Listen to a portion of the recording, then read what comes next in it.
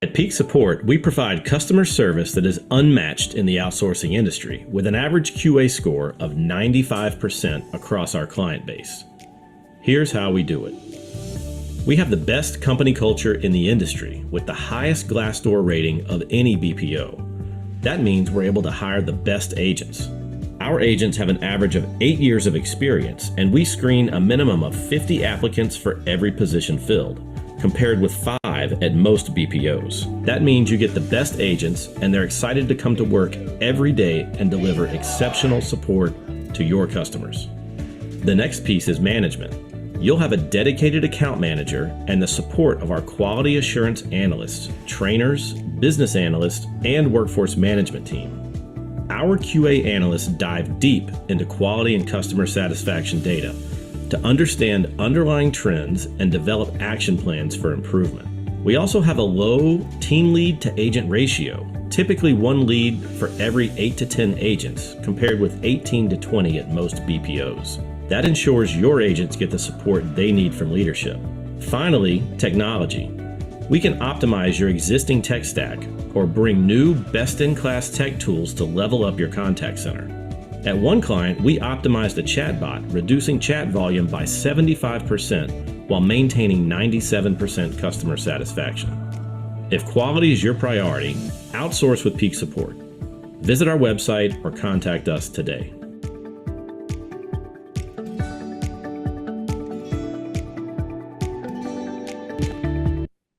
It's been a year of record consolidation in the business process outsourcing industry, with all the biggest players making multi-billion-dollar acquisitions. What does this mean for customer support leaders? Studies show that industry consolidation leads to lower quality and higher prices. If you outsource with one of these multi-billion-dollar corporations, you've probably already noticed less flexibility, lack of attention to your feedback, training and quality issues, higher employee attrition, and a feeling like you just don't matter to your BPO. At Peak Support, we offer our clients a level of attention and care you'll never get from a big BPO. Our business model enables us to provide high-level support to all clients, from startup to enterprise stage. We deliver unmatched quality and customer satisfaction.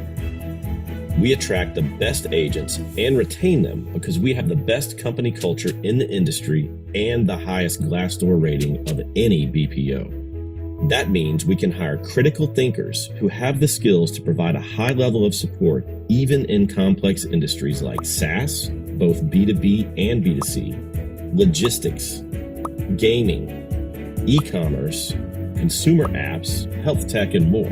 Don't settle for subpar service. Visit our website or contact us today.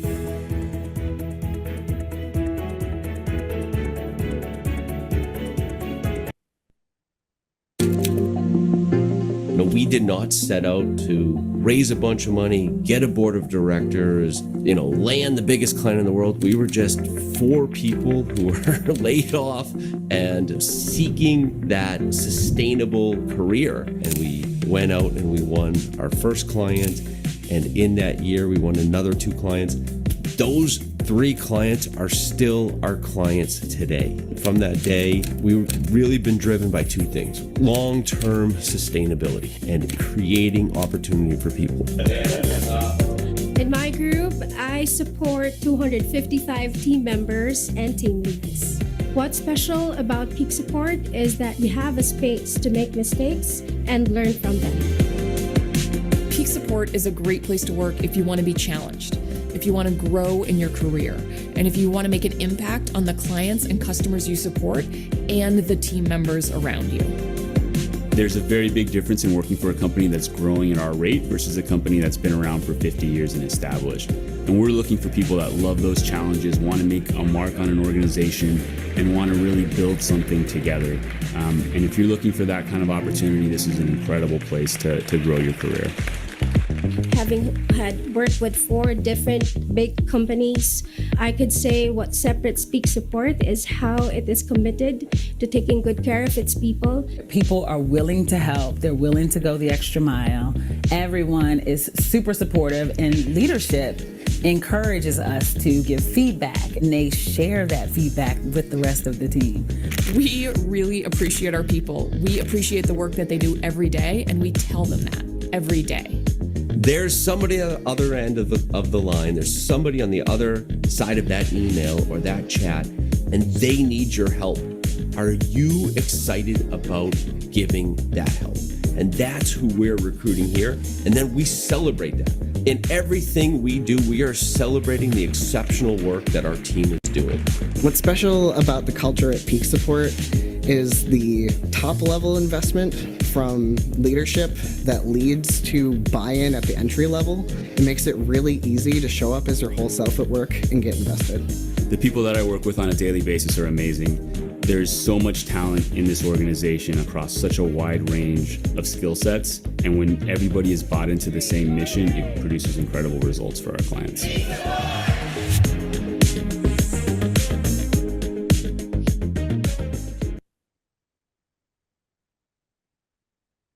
Fantastic. Thank you guys all for waiting in the waiting room, starting a couple minutes behind schedule here. Very excited to be hosting some fantastic folks today. So thank you all for joining. I'm George Tillotson. I'm the VP of Client Solutions at Peak Support. I work with our new potential clients on a weekly basis, meeting new brands in e-commerce and other industries, and just kind of making plans, especially this time of year, companies scrambling to get ready on the customer support side for the holiday. So excited to be hosting a group here. We'll go in clockwise here towards Ben, then Chris, and Zach. Awesome.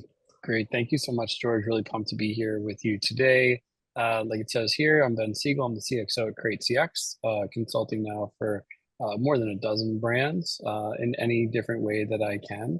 Why do I think I can do such a thing? I help to scale a number of CX orgs from Freshly, Eyewear to Thesis, really over a decade now of CX experience scaling high growth D2C e-com.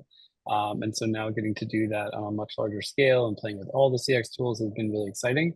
Really pumped to talk to you here today. There's nothing more top of mind than Black Friday and getting prepared for it. So can't wait to dive in. Thank you.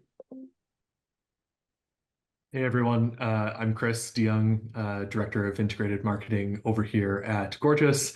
BFCM is it's everything over here on the Gorgias team. We spend so much of our year planning to how we can help support merchants, make sure that their CX platform and their team is ready to rock. So this is a topic really near and dear to my heart, and really excited to chat with everyone today. Thank you, Chris. Cool, I'll go. I'm Zach Goldstein. I'm the CEO and founder of Public Rec. We're a leisure apparel brand based in Chicago, mainly selling through our website. We have a few stores across the country. But yeah, we've been working with Peak Support for 7 years, I want to say. We started with a couple of reps, and we've scaled, with them, and they've been a great partner to us. And yeah, I'm sure as people on this call and many in the DTC and e-com business, Black Friday, Cyber Monday, and Q4 is a significant portion of our total revenue, and so it's a big focus for how we prepare for that, and game planning for hopefully a big spike, and then as it slows down, how do we continue to build off it. Awesome. Yeah, thank you, Zach. So, and that's really right where we're going to start. So the first topic that I wanted to hit on today with you guys is forecasting. So, we can go through it from the basics of forecasting, like what that even means, but, looking at prior years' trends, thinking about what we are going to expect this year based on our marketing that we're planning, maybe based on some of the challenges with customer support that we saw last year that we've now solved. So anyone want to pick up kind of how they would go about step one of getting prepared from a forecast perspective for this year? Sure. You want me to go? Go ahead, Ben. Yeah. Sure. So, as we're diving into Black Friday, Cyber Monday, and all the planning that goes along with that, the number one thing we can't ignore is forecasting. And I don't think it's just about looking at last year's numbers, but really trying to dig into patterns. Like, have we solved the issues that impacted us in that same way last year? Have we adjusted for more aggressive marketing push this year? And I think that's what makes a difference between an accurate forecast and then scrambling when things go off course. But generally speaking, like if we're leveraging more sophisticated forecasting models that are going to break down volume by week, by day, by hour, and we're not just preparing for sales, we're building an entire support infrastructure. We're thinking about headcount planning, right? What is our contact center needs, and all the agent training that need to flow from that to make those accurate forecasts. So as I'm working with all these different brands, I would say that it's most top of mind for all of them, especially now. Yeah, how about you, Zach? With I would say a highly giftable product, how are you thinking about forecasting for this year? Yeah, Ben, I think really good points. And we work a lot with peak support to think about, okay, what's the year over year, year to date? How is the business trending? How do we think that'll extrapolate through the rest of the year? What did we do last year and what are we doing this year? And how might things be different or similar? How long is or deep is the discount, or long is the, estimating some of that out. And then, has any of our CX changed in terms of, it requires this amount of time to answer a ticket, or we've solved something within our product that we're not getting as much outbound, or we put something on our website where it's like, now it's much more self-serve, a question that the customer always had, they can now figure out by clicking on the website. So and understanding some of those variables, and then, okay, if we do this amount of, volume in tickets, that would mean we would need this amount of reps. This is how many reps we have steady state. Okay, we want to start training new reps and bringing on people over the next, couple months, and they need to be, trained over a couple of weeks and then getting into the business. And so they're not freshly, learning the business through the busiest period of year.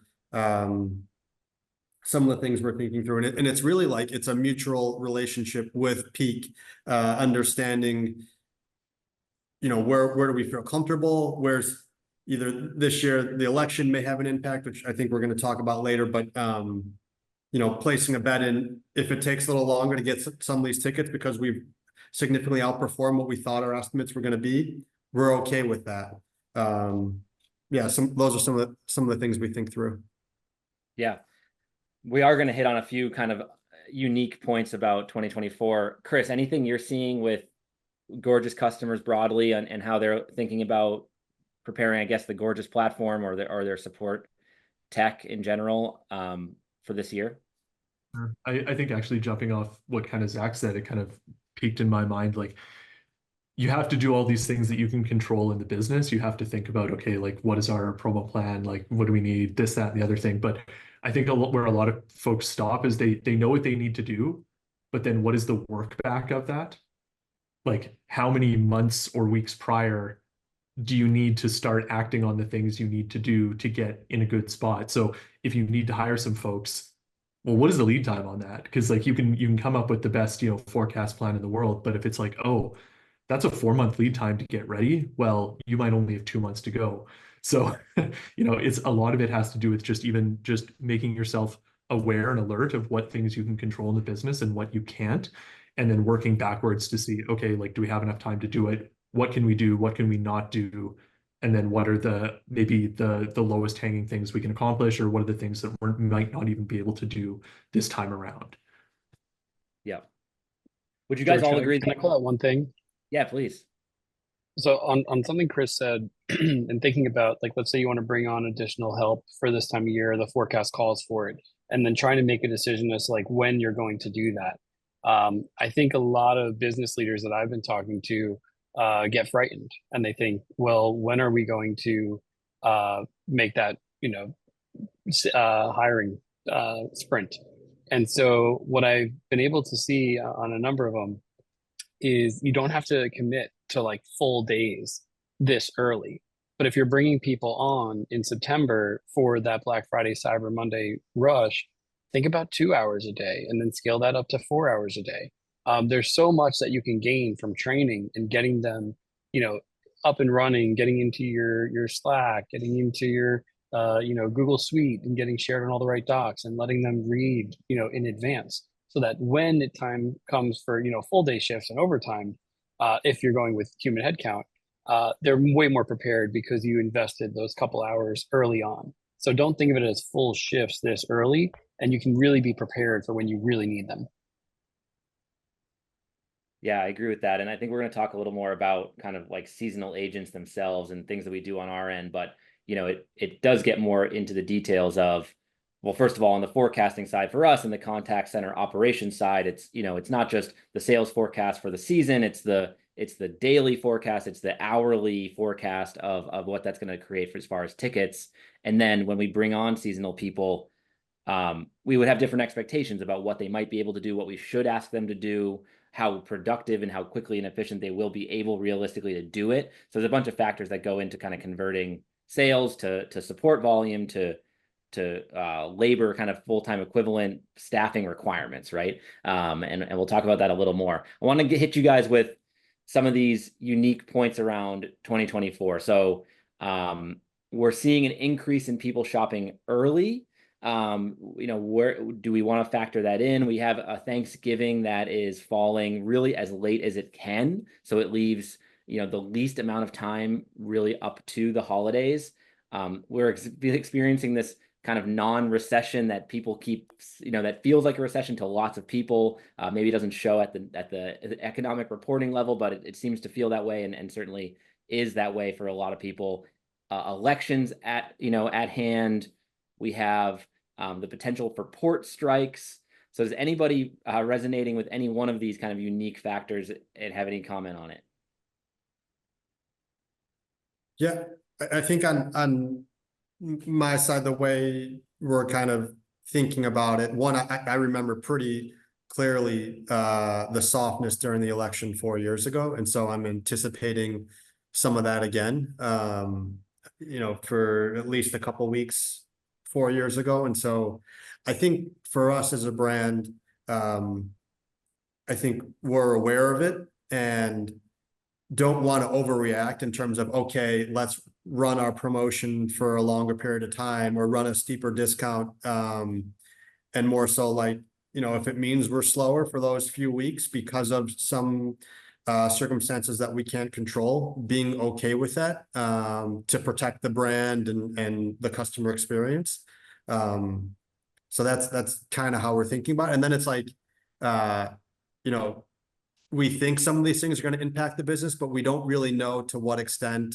And so you don't really know, we can look at what happened in 2020, but there's so many different variables. And so just kind of being uncomfortable with the unknown a little bit, making your best guess and being okay if you're off by a little bit here or there. Actually, for you specifically, go ahead, Ben. Yeah.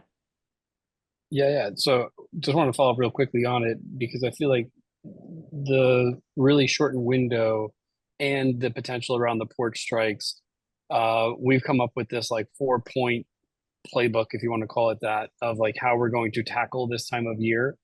So number one, we're thinking about building in buffer time. So factoring in the potential delays, right? Extending your cutoffs, your shipping cutoffs, communicating early with the customers around all the potential fulfillment impacts that we think may be there. I think when you're condensing that number of orders into that period of time and considering what the port strikes may mean, both are going to need to build in that buffer time. Stocking up early, which is, it may even be too late right now as we're sitting here, but making sure that we're stocked up on all the best sellers well in advance, and that if the inventory is dependent on those imports, like we need to get those shipments in well before any disruptions occur. So thinking about that today, right? There's no better time than now. Transparent communication, telling the customer openly, honestly, hey, we're going to be delayed. Here's how long, here's what's going on. Communicating with them on every channel that they are on, right? Anywhere they are, let's tell them what's going on. And then the last piece is partner flexibility. So if we're working with 3PLs, asking them what do they have in place? How are they preparing for it? And how can we work in tandem if we're D2C e-commerce to make sure that we have everything that we need and that we have all the proper pieces in place so that we can communicate proactively. We can give ourselves that buffer time. But I would call out those four. Yeah. Yeah. Thank you, Ben. And I wanted to go back to you, Zach. And I know that, you've got a broad reaching set of responsibilities, and we're here to talk about support, mostly in the lens of support. But how would you think about the way you think about forecasting and budgeting for support differ from how you'd see these same factors influencing your purchasing side? Or would you plan to staff for a best case more so in support and less so in other areas? Or is it the same across the board? Yeah. That's a good question. I'm trying to think of the other areas, and I think we're pretty consistent across, like, here's what we think our budget's going to be, and here's the staffing we think we'll require from our fulfillment center. Here's the staffing we think we'll then require from peak support. Yeah, nothing comes to mind of like, okay, we're okay doing it this way, but I think we're kind of consistent across.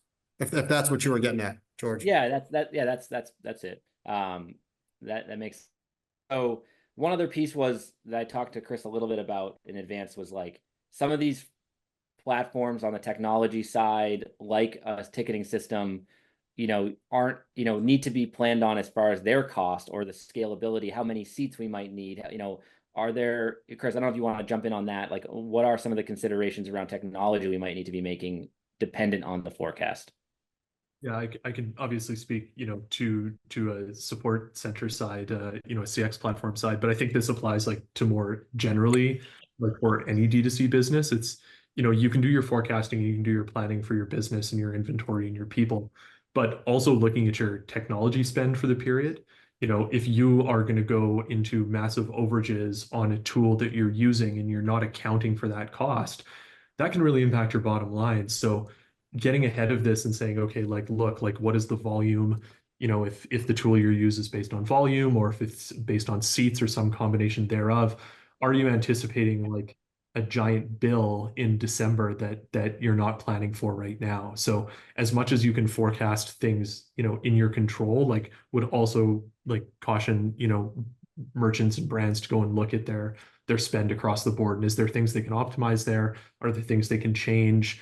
Is their contract coming up for renewal? Or is the billing system in a way that like you're just not going to be as flexible as you think you want to be? Yeah. Yeah, thank you. So the next part goes kind of follows pretty logically here. I want to talk about the actual agents we're going to potentially hire on a seasonal basis. This is something that Peak Support does for most, or if not all, of our e-commerce. Not all are really big holiday products, but for those that are, this is the time of year where we're doing those models that Zach mentioned, planning on discussing with them sales forecasts, converting that to ticketing forecasts and support forecasts, and then into, okay, well, how many new headcount are we going to want to have on our team to meet service level? Sometimes clients want to maintain the same service level. Sometimes it's a time of year where SLAs may need to be adjusted for budget considerations, but we're bringing people in. What are some best practices? Ben, I mean, you're specifically on the CX consulting side. How do you think about bringing in the right people, getting them most prepared for the holidays? Yeah, I think that a lot of business leaders assume that seasonal agents might lower the quality of support. But what I found is, with right training, segmentation, seasonal support can be incredibly effective. So what I think about is assigning simpler queries to newer agents, reserving the complex ones for the more tenured staff, and maintaining quality across the board without overwhelming the team. And in 2024 especially, we see customer support as the differentiator. Amazon may beat us on price, right? We may not be able to compete on that level, but they can't compete on personalized, high quality support.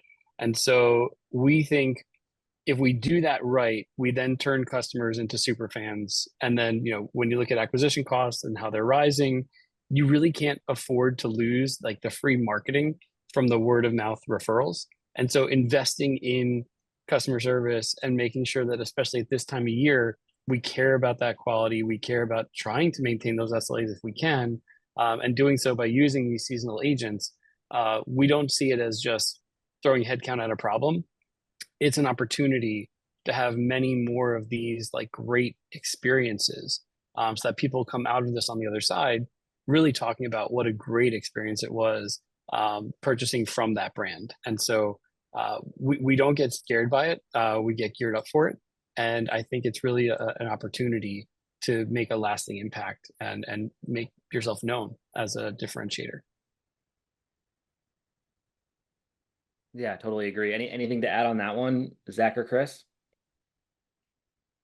I think one thing we found success with, which is from you all, is just I think we've phased in bringing in. So I think historically we've done it in a couple classes where like we'll have a few agents start, and I may have the timing slightly off, but let's call it 6 weeks before peak. And so they've got a couple weeks of like, more intense training, and then they're kind of getting more adjusted. And then after those 2 weeks, we bring in another training group of a few agents. And so it's not like you're putting a bunch of new, like significant amount of new agents all starting at the same time. You're kind of phasing them in, which I think gives more time to adjust to the business, and then allows the existing agents to spend time with each of them and help train them and get them up to speed.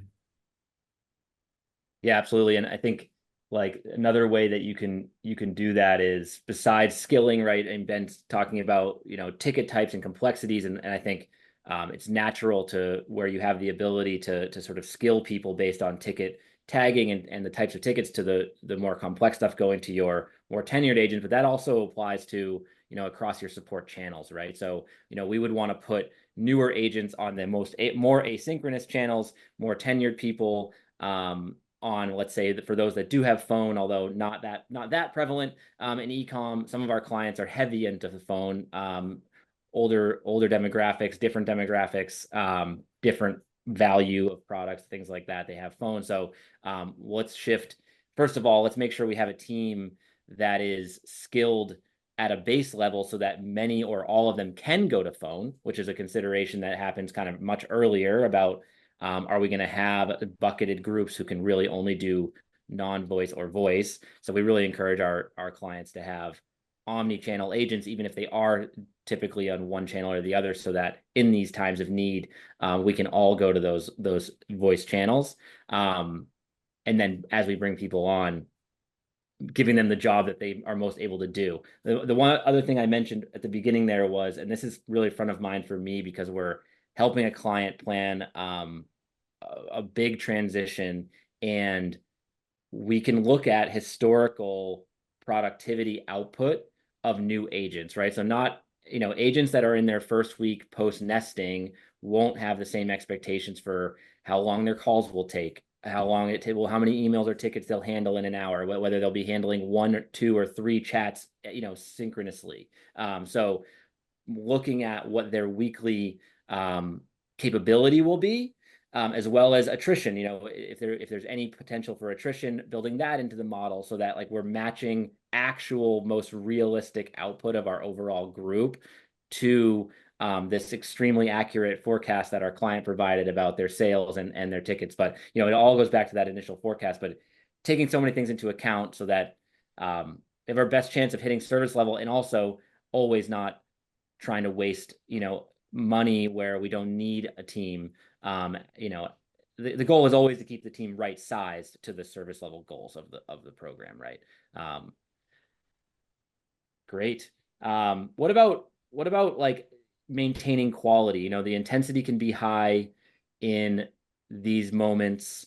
We expect people to be a bit maybe more occupied from a contact center, terminology standpoint. Our occupancy may be higher, so there's a risk of people kind of getting burned out. We try to keep it under control, right? So any tips on quality through the holidays?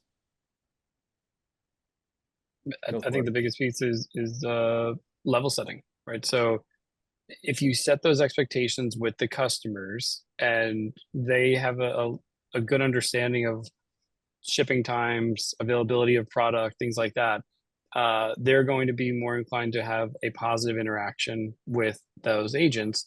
And as long as we can level set with the agents what we expect in terms of output from them, I think we can be okay. So I don't think there's a world where we're going to expect an agent who's doing 100 tickets a day to do 200 tickets a day in the same time frame, right? So as long as we can tell those agents, we just expect you to be, doing as best you can and as good quality as you can on those same 100 tickets you've been doing. We'll worry about that in supplementing with AI, in adding seasonal help, right, to make sure that those volumes go down and we don't get into a crazy backlog.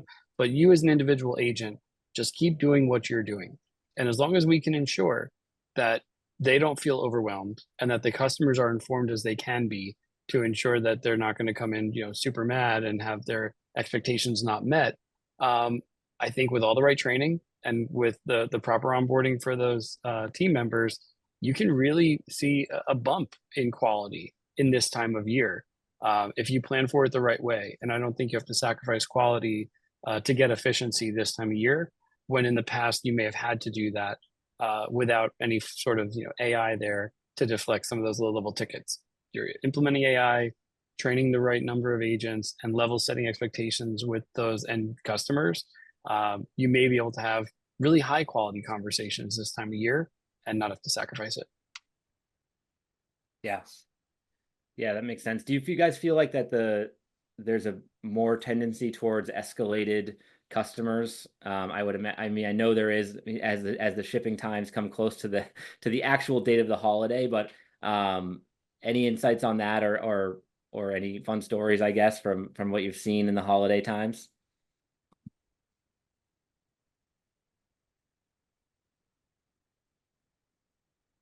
I saw some nodding heads. I'm guessing we're all in agreement that things can become escalated, so we just got to be ready. Yeah, I think. Go ahead, Chris. I was just gonna say nothing I can share that wouldn't breach the confidence of a client. But yes, I've heard it all. Yeah. I was just gonna say, I forgot who mentioned it earlier. It may have been Ben or George, just around being proactive with customers and communicating that. I think during one of these holiday seasons, volume was higher than we anticipated, and we were slower than we would have liked to fulfill some of our orders. And so I think we internally debated, should we proactively go out and alert some of these customers that it may take a few extra days for you to receive your packages? And, the con of that is that maybe you excite more customers than would otherwise, have reached out or cared. But the pro is, you get ahead of those who are going to inbound or, prefer you to be over communicative. And so I do think we ended up sending a note and letting people know, but that's a debate I remember having of, okay, we're having a good holiday season, better than we anticipated, but that means that our fulfillment center's a day or two slower than we anticipated in fulfilling orders, and making sure that, customers are getting their packages before holidays and when we told them they should expect them. So I just remembered, going through that experience. Zach, that actually brings up a kind of a question I wanted to ask you, which is kind of like, do you see customer expectations rising faster than you can be proactive with those communications? Because I see there's this arms race between customer expectation, but also then the needs of the business to proactively get ahead of those. And so do you feel like you're keeping up in that regard, or do you feel like it's kind of like a vicious cycle? I feel like we're keeping up for the most part. I feel like there was Amazon created this shift for expectations around how quickly people should be receiving their packages. And I think now customers, are more used to the experience. So I think one, DTC brands have gotten better at fulfillment. And so those times have gone down and they've gotten closer to Amazon's timeline. And then I think customers have also gotten smarter of okay, I'm buying from this brand and there may be information that says it's going to take a little longer to get it. So they've had the experience of it taking a little longer. Maybe they're conditioned to that. And then like there are lots of tools that a lot of brands are using now where it says, if you purchase today and this is your zip code, you can expect the package to arrive at this period of time.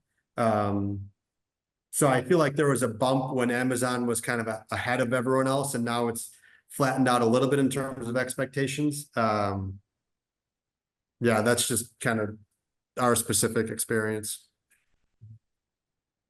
Do you ask that because you've seen other customers have, rise expectations?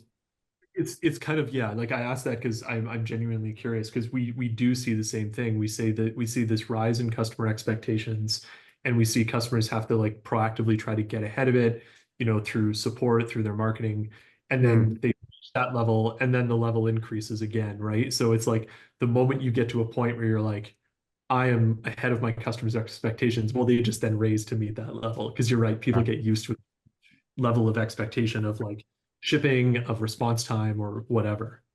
Yeah.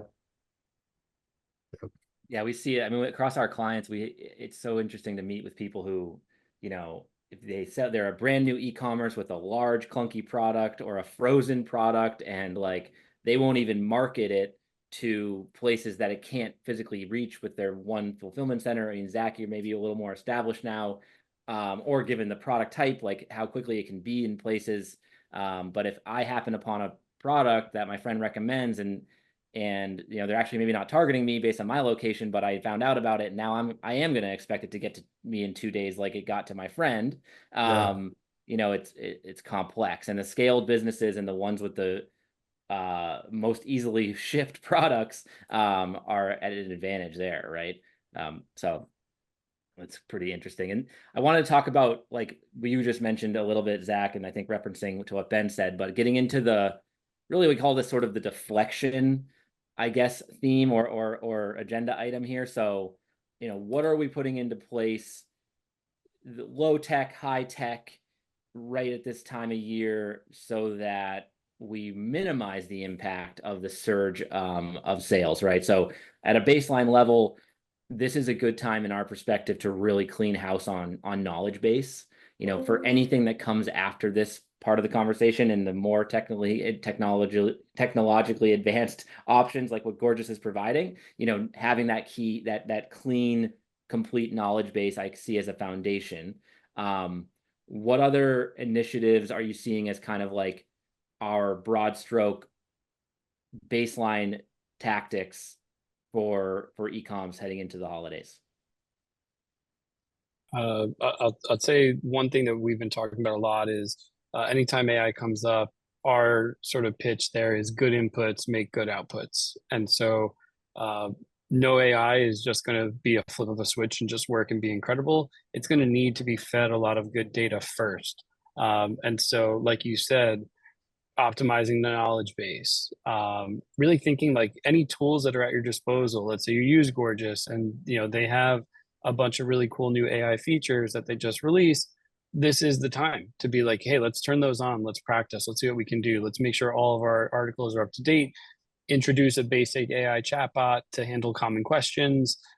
See if we can prioritize pre-purchase inquiries. Think about, when agents are then dealing with fewer repetitive questions, what could they do then, right? Could they handle more complex interactions? How many more tickets could we take? What does that do to our forecast?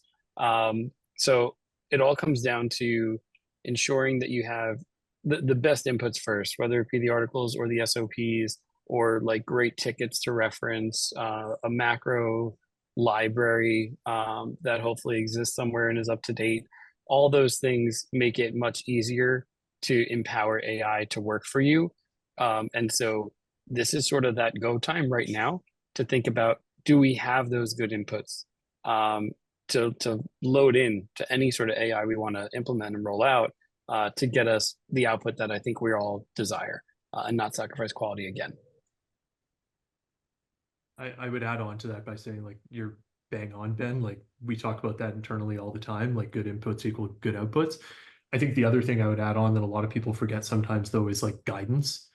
So, you can feed these systems, AI systems, with like good inputs, but if you don't teach it how to respond, it's just going to be, it's not going to work for you. So, you know, you think of all of us who, you know, the first time we used ChatGPT, it's like you ask it something and it spits out an answer, and then you see somebody else's answer and it's like super complex. It's like, well, what was the prompt, right? Like, what was the guidance you gave it? So giving it good inputs, but also giving any sort of AI you use great guidance that you can say, hey, this is a good answer, this is a bad answer. So being able to like give it a corpus of tickets, you know, bad stuff, good stuff, and then tell it like answer like this or not like this.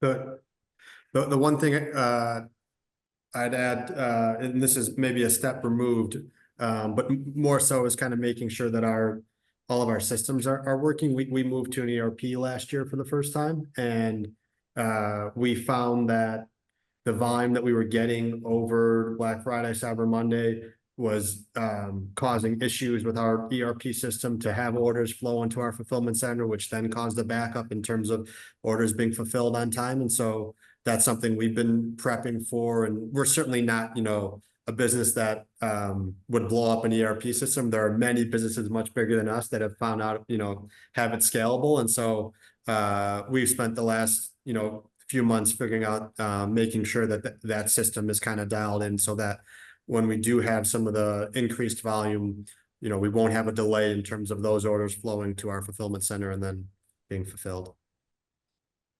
Yeah. And I think on this deflection, you know, a lot of our clients at a, you know, at a minimum are going to the step of having that a chat interaction that does not present itself to be an agent, and that does not even all the time try to generate answers, right? But having that baseline knowledge base clean, including, you know, things that are going to be specific to this holiday season, right? So promotions that are going on this year, how do they apply? Questions around that. Shipping and timing, things that may be specifically, again, updated for this year, and having that chat interface at least recommend the article and say, if these articles are not answering your question, you know, we're going straight to the agent. The next level is trusting the AI in the generative side to create answers, looking at knowledge base, looking at prior answers, and all the things that Gorgias is working super hard in developing great tools around, as well as others. And then not to miss, you know, your basic strategies, right? So for folks that have phone, you know, we're going to turn on potentially a new IVR recording that maybe answers the most pressing question. This can be done on an intraday basis, right? So if something goes wrong, hits the fan today, you know, can we surface the answer to this problem in the IVR on the, you know, splash it at the top of the FAQ, splash it even, you know, on the order status page, so that we're, you know, we're deflecting things in the old-fashioned way, I guess, is how I would see that, right? It would just provide the information up front to folks, and that can be pretty effective too. So great. You know, we're at the perfect time to hit our last couple of points. Maybe we touched on this. I don't know if everyone did. How do we feel about customer support as a differentiator for e-commerce in 2024? If we all answered it, feel free to, we can move it on, but I think we may have Chris, I don't know if you answered it yet. Yeah, I think I'm going to go back to what I mentioned earlier, that, you know, like in the face of customer expectations getting higher and higher, the only way that you're going to be able to like stand out and compete, if you're like competing directly against, as Zach mentioned, like Amazon, is to have a brand and have a support presence that is just like world class. You think of what's in your control versus not within your control. That is entirely within your control. And if you can create a support experience that somebody like is like they have to tell their friends about, that helps your brand, that grows your brand, that, you know, makes you more defensible long term, but it also helps you grow your bottom line. So, you know, that's something that we advocate for a lot at Gorgias, and it's something we all like truly believe. And we have, you know, the use cases of seeing customers that employ this playbook and they win every single time. So we're huge proponents of how support can be a differentiator going forward in the years to come. And it's only we have the data that shows it's only becoming more important. Yeah, fantastic. And then kind of a segue, and I know most attendees in ecom love to talk about marketing as well. So we're going to hit on, you know, we have this statistic that BCG, Boston Consulting Group, whether you trust them or not, they think that discounts may need to be in the 30% range to get shoppers' attention in the year of 2024. So any tidbits from the marketing side that you guys would share, that how you're thinking about this year differently than others? Yeah, I agree. I think about it as a consumer too, is you're getting fed these deals all the time, year round. It feels like if you just wait long enough, you can always get a 20% discount. And so, yeah, Black Friday, Cyber Monday, you think, you know, what do they got? What do they got for me? Where's the big one, right? This is where they got to really sort of drop it. But if we just think about driving that number up, it feels like a race to the bottom, right? It's like, who's going to have the biggest discount? And so I don't think it positions the brands well enough. And I think they may be leaving a lot of money on the table. And so what we talk about in like e-com consulting is not just, can we go to 30, 35, 40% off? Can we do exclusive bundles? Can we do VIP offers? Can we do enhanced shipping options, right? What are those other things that we never offer that we can now expose for the very first time and only time right here, right now? And we flip it on its head and we say, hey, you can get this at no cost, right? We can decide how you want to market it. But putting something else on the table prevents you from getting into that race to the bottom, I feel like. And it won't apply to every brand, but if and when you can, I think that's the more intelligent way to tackle it in an environment like this, where 20% off is not going to feel like a big deal at all. Yeah, I agree with Ben. I think, yeah, it's something we struggle with, just like being competitive with our peers, but still wanting to protect the brand, not being in a race to the bottom, but you know, still wanting to drive growth year over year.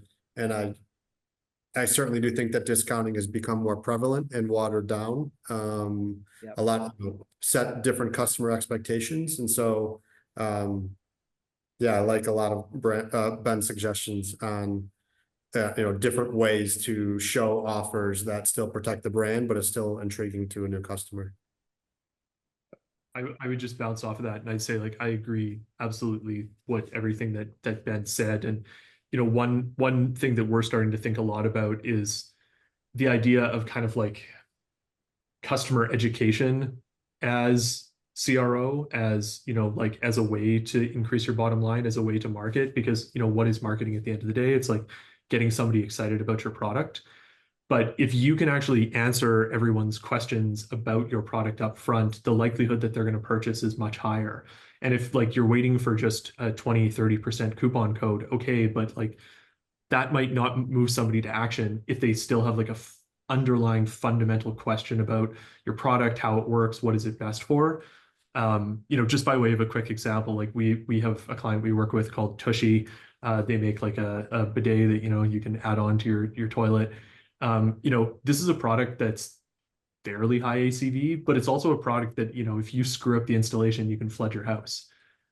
So, you know, you need to make sure that you know exactly what you're doing. And so they put a lot of emphasis on like customer education up front, educating their customers, making sure they understand exactly what they need to purchase, what is the best thing for them. They use a tool of ours called Convert that is actually specifically for on-site campaigns using our chatbot.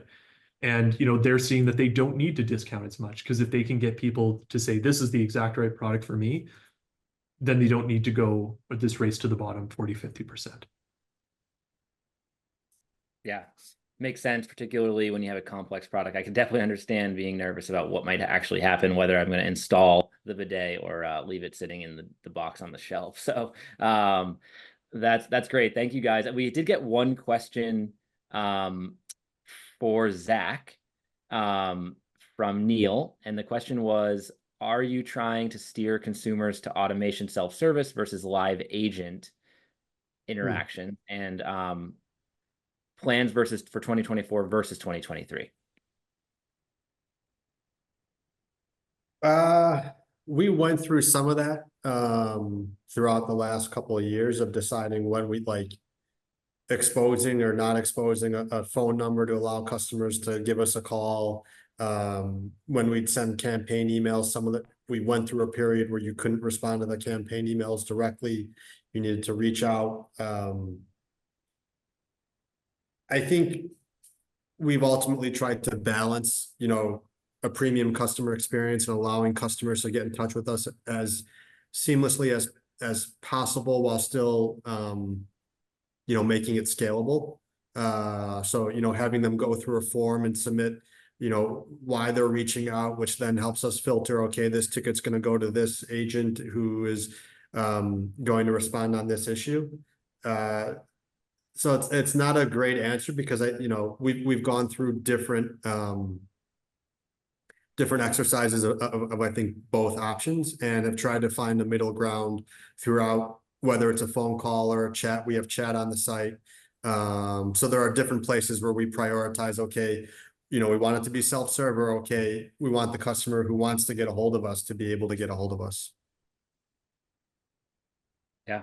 Great. Ben, anything from what you're seeing? I know you've got a book of clients. Are they leaning into more automation this year? Yeah, for sure. And they're doing so in tandem with adding additional human headcount. It's just a matter of deciding where to implement what AI and how and on what types of tickets, and making sure that we still account for the fact that many are still going to get escalated. They're going to, channel switch, and many of those other more complex issues are going to take longer. And so we can expect the number of tickets one agent can handle to potentially decrease because the average handle time is going to go up. So there's a lot that goes into it. But I think the biggest thing I see different from last year to this year is that there's many more AI tools available, and the onboarding time is greatly reduced, right? It doesn't take as long to train a bot to get things up and running, as long as you have all those good inputs. So it's opening the door to many people who are maybe like AI curious to saying like, no, you can actually go live now, like next week if you want to, as long as you have good inputs and get a sense now of what is that going to do to self-serve deflection, and then plan your headcount appropriately for a holiday. So seeing more of that, where last year it felt like we're still looking, we're going to pass. We'll see about it later. Now they're sort of like getting into the game and testing it, right? Even in a low way. Yeah, it makes sense. And it all starts with that cleanup of your knowledge base and your resources that these things can access. So thank you guys all. I think we can end it here. Fantastic conversation. Thank you so much, Ben, Chris, and Zach for joining, and everybody who attended. And we'll be sharing a recording. Anyone who attended should see that in their email. Thanks again, and good luck this holiday season. Thanks, everybody. Thank you. Bye.